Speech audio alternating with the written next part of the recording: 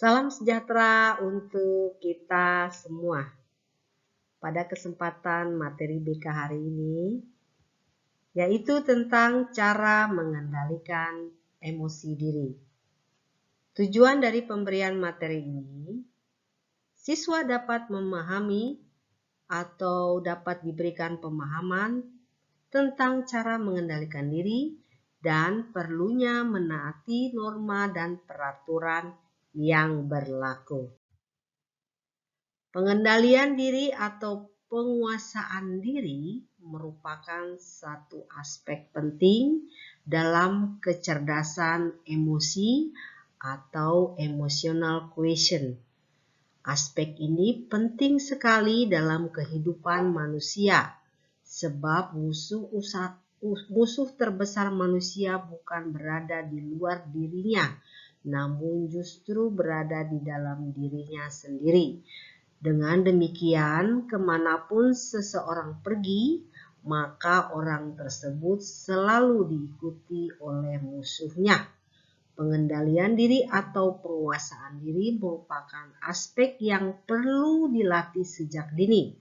Tidak ada aspek kemampuan untuk menguasai diri yang turun dari langit, melainkan diperoleh dari proses yang panjang dalam pengalaman hidup selama berhubungan dengan orang lain. Tentang kecerdasan emosi. Apa sih yang dimaksud dengan emosi? Emosi adalah suatu hal yang begitu saja terjadi dalam hidup Anda. Anda menganggap bahwa perasaan marah, takut, sedih, senang, benci, cinta, antusias, bosan, dan sebagainya adalah akibat dari atau hanya sekedar respon Anda terhadap berbagai peristiwa yang terjadi dalam diri Anda.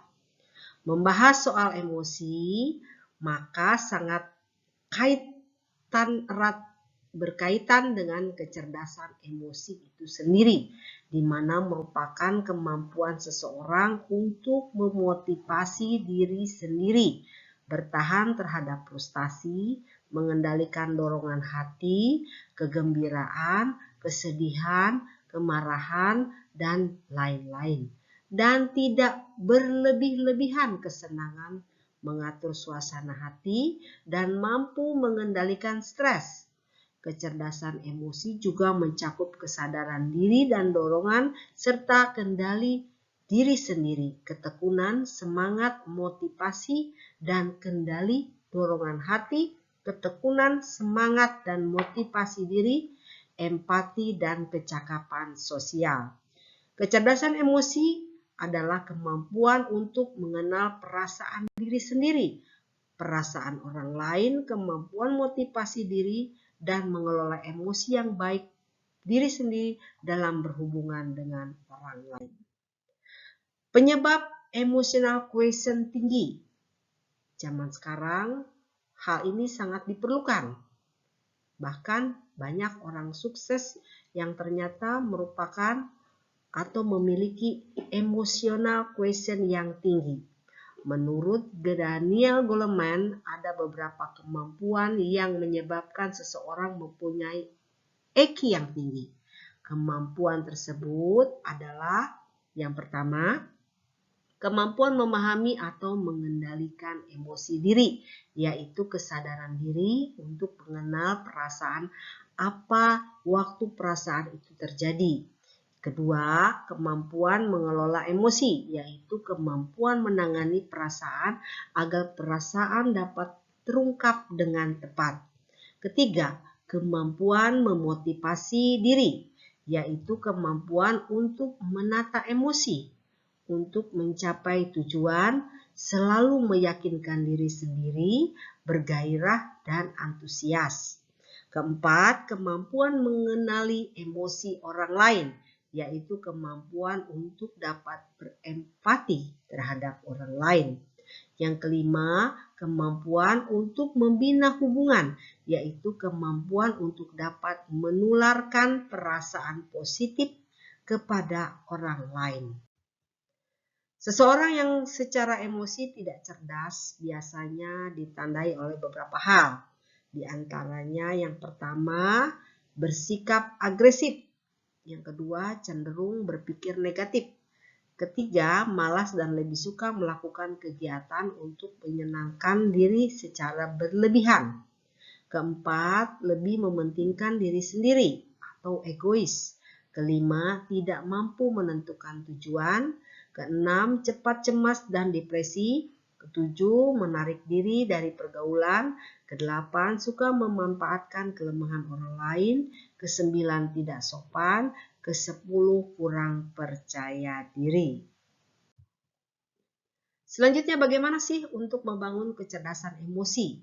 Setidaknya ada 5 unsur yang membangun kecerdasan emosi, yaitu yang pertama, memahami emosi-emosi sendiri. Kedua, mampu mengelola emosi-emosi sendiri. Ketiga, memotivasi diri sendiri. Keempat, memahami emosi-emosi orang lain. Dan yang kelima, mampu membina hubungan sosial. Cara mengendalikan diri. Beberapa hal, cara-cara mengendalikan diri yang dapat dilakukan oleh kita semua. Yang pertama tentu saja, cara pertama adalah mengendalikan diri dengan menggunakan prinsip kemoralan. Cara kedua mengendalikan diri adalah dengan menggunakan kesadaran. Kita sadar saat suatu bentuk pikiran dan perasaan yang negatif muncul. Cara ketiga yaitu dengan perenungan. Apa sih untungnya saya marah? Apakah benar reaksi saya seperti ini? Mengapa saya marah? Apakah alasan saya marah ini sudah benar? Cara keempat mengendalikan diri adalah dengan menggunakan kesabaran. Kelima yaitu menyibukkan diri dengan pikiran dan aktivitas yang positif. Mencegah dan melawan bullying. Untuk mencegah agar kita tidak menjadi korban bullying, antara lain dapat kita lakukan yang adalah pertama, hindari membawa atau memakai barang-barang mahal atau barang-barang atau uang yang berlebihan. Kedua, jangan sendirian terutama di tempat sepi. 3, hindari dari cara gara-gara dengan pelaku bullying. 4. Jangan berada di dekat orang yang suka melakukan tindakan bullying atau berada di sekitar mereka. 5. Kenali dan perilaku pelaku bullying. 6. Jangan ikut-ikutan melakukan tindakan bullying dalam bentuk apapun. Manfaat mengendalikan diri tanpa disadari meskipun terlihat sederhana, namun upaya untuk mengendalikan diri tersebut mampu menuai banyak manfaat. Apabila kita berhasil untuk mengendalikan diri, manfaat yang diperoleh dari keberhasilan seseorang dalam mengendalikan dirinya antara lain, kita jadi mampu untuk meningkatkan kesabaran. Dengan kesabaran dapat meningkatkan komunikasi positif di lingkungan masyarakat, sehingga di suasana yang tenang. Akan lebih dapat mempertimbangkan pencukupan kebutuhan hidup yang sesuai dengan kebutuhan diri sendiri dan meningkatkan rasa syukur atas nikmat yang diberikan Tuhan. Dapat mengurangi rasa gelisah, cemas, iri, tidak puas yang dapat terjadi pada semua tingkatan. Terima kasih, itu materi yang Ibu berikan pada kesempatan kali ini. Salam sukses.